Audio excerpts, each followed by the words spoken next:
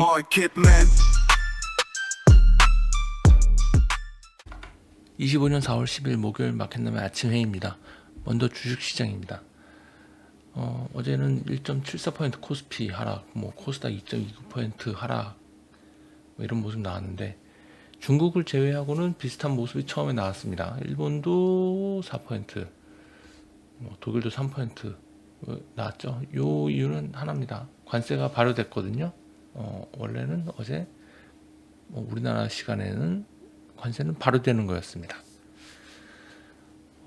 중국도 관세를 발효했는데 중국은 이제 시장 안전 조치를 취했죠. 그렇기 때문에 1.3% 오르고 0.68% 오르는 이런 장이었습니다. 그냥 자산은 파는 거였어요. 어제는 주식뿐만 아니고 원자재, 채권 다 파는 겁니다. 그냥 캐시, 자국의 통화 요게 가장 필요했던 상황.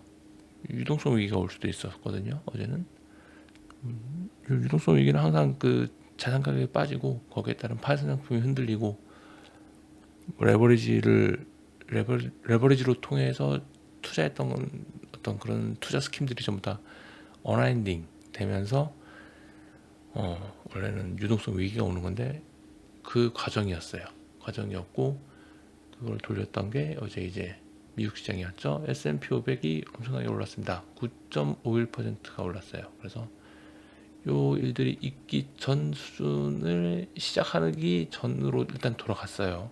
거의.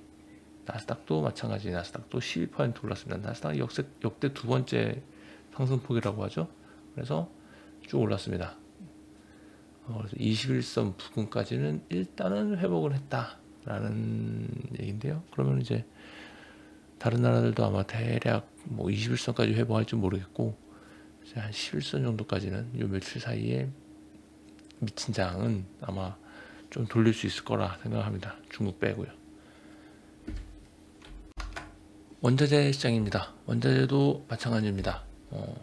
어제 유가가 5% 올랐네요. 3불이 올랐습니다. 그래서 일단 요 며칠 전 거를 다 돌리지는 못했네요. 다 돌리지는 못하고 그래도 한 이틀치는 돌렸는데 이거 돌리려면 한 65불 요 정도까지 올라가야 될 것 같죠? 올라갈 수도 있을 것 같긴 합니다. 60불대 초반이에요. 이제 간신히 BP 좀 하려나?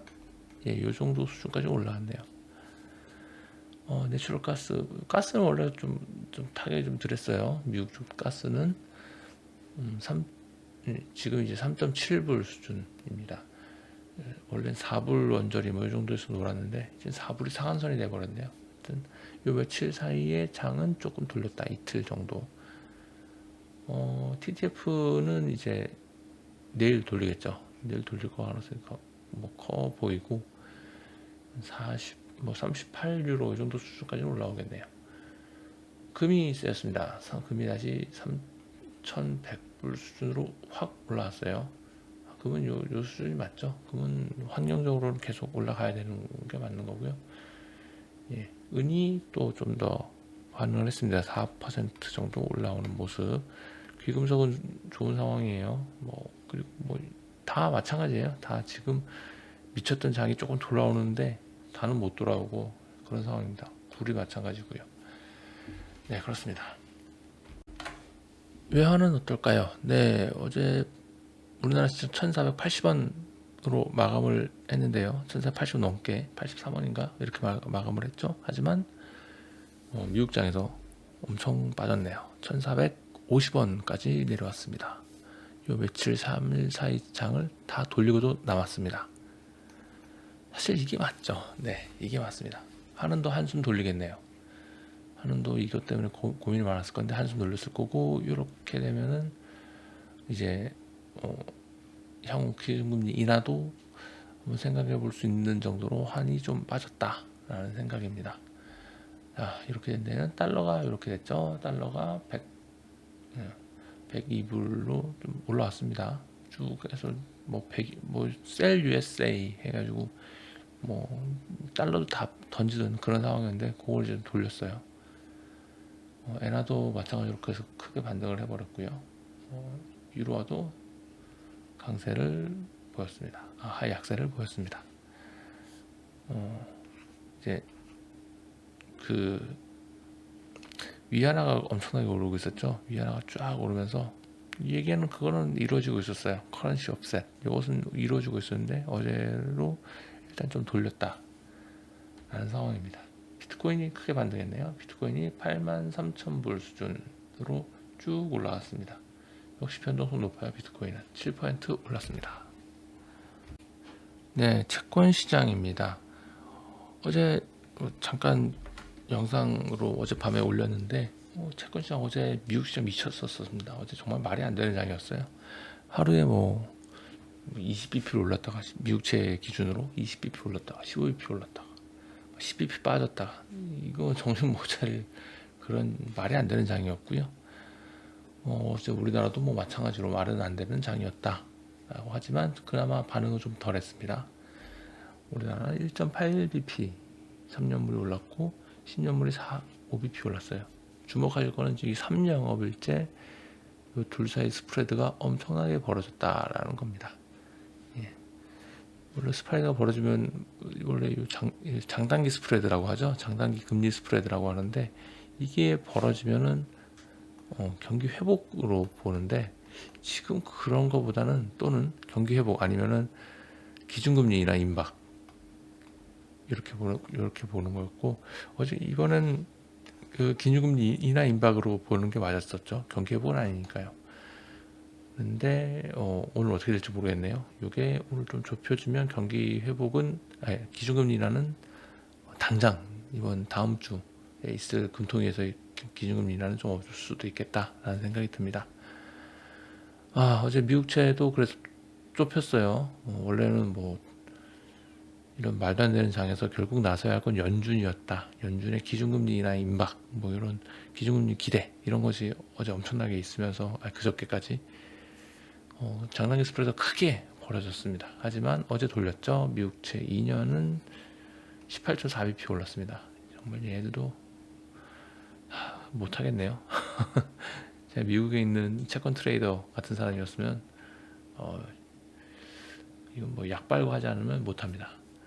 미국채 10년은 4.5bp 그래도 좀 돌아왔네요. 4.3%대로 돌아왔습니다. 좀 이런 모습이었고 어제 호주장 이것도 이상한 일이었고 일본 국채는 오히려 잘 버텼어요. 엔캐리 트레이딩이 이게 좀 돌아오면서 어라이딩 되면서 일본 국채는 잘 버틴 것 같고 호주장도 15.3bp 어제 올랐었는데 이것도 이제 오늘 돌리겠죠.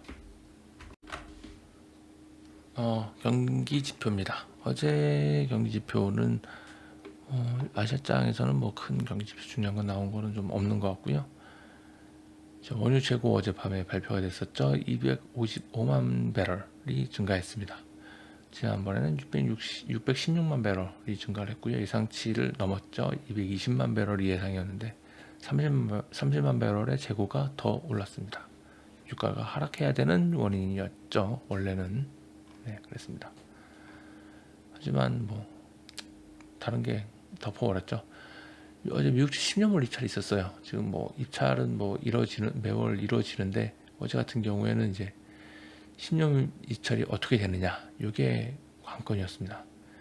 과연 많은 수요가 있을 것이냐 이런 셀 USA장에서 그랬는데 이게 괜찮았죠. 왜냐하면 그 전에 트럼프가 관세를 유예를 했습니다. 관세를 다른 국가에 대해서는 유예를 하고요. 중국만 추가로 더 올렸습니다. 125%인가요? 124%인가? 그래서 다른 나라 관세는 10%로 그냥 다 통일해서 좀 진정하는 모습을 좀 한 발짝 물러나는 모습을 보였고 중국만 포커싱 하겠다라는 겁니다. 이렇게 되면은 어떻게 되냐? 2018년, 19년에 1차하고 비슷한 수준이 되는 거죠. 그나마 좀 숨통이 트인 겁니다. 그러면서 10년물 이탈이 양호하게 이루어지면서 채권 시장이 조금은 안정을 찾았다라는 겁니다. 네, 오늘에 있을 거는 중국은 이제 소비자 물가지수 발표가 있을 거고요. 그것보다 이제 또 보복 어떻게 나올 거냐, 이게 좀 더 신경이 쓰이네요. 그리고 오늘 밤에 드디어 CPI 발표가 있습니다. CPI 발표가 있을 거고요. 근원 CPI, 소비자 헤드라인 CPI 다 있을 겁니다. 그리고 신규 실업수당 청구 건수가 나옵니다. 주마다 나오죠. 요거 나옵니다. 그리고 입찰물이 또 30년물 국채 입찰이 있어요. 요것도 많이 중요하죠. 요것도 지금 상황에서는 신경 쓰이는 그런 상황입니다. 네, 일단 여기까지는 경기 지표였습니다. 네, 시장 포커스입니다.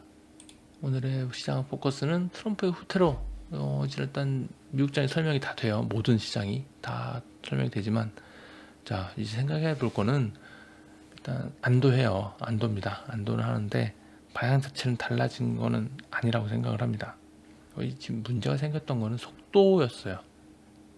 관세를 어떻게 하고 결국 뭐 미국 무역 적자를 어떻게 하고 요거를 관세를 통해서 빠르게 한 방에 해결하려고 했던 속도에서 비롯이 됐습니다. 그리고 지금 속도 조절을 했는데 왜 속도 조절을 했을까요? 주식시장 때문에 아니라고 봅니다. 저는 환과 채권 금리였어요. 크런치 업셋이 일어났어야 되고 그거는 이제 달러의 강세가 일어났어야 되는데 달러의 강세가 일어나지 않았어요. 단기적으로 셀 USA 나오면서 달러가 너무나 약세로 갔었습니다. 이게 일단 첫 번째 문제였고요. 그 다음에 이제 채권 리파이낸싱 타임이에요. 지금 정부 부채, 국채들의 만기가 돌아와서 이걸 파이낸싱을 다시 해야 되는데 좀 금리를 낮춰야 되거든요. 얘네들은 미국은 금리를 낮춰서 리파이낸싱을 하는 게 목적이었습니다. 하지만 채권 금리가 너무 올랐어요. 자기는 목적을 두 개나 달성하지 못한 겁니다. 이번 거를 통해서. 그렇기 때문에 속도 조절했다라고 생각하고 그 방향 자체는 아직 달라지지 않았다는 점을 생각을 해봐야 됩니다. 그러면 경기는 어떻게 될 거냐, 시장은 어떻게 될 거냐, 요거를 다시 한번 생각을 해야 되지 않을까라는 생각입니다. 일단 짧은 기회니까 그때 다시 포지션 재조정 하시는 걸로 하시죠. 감사합니다.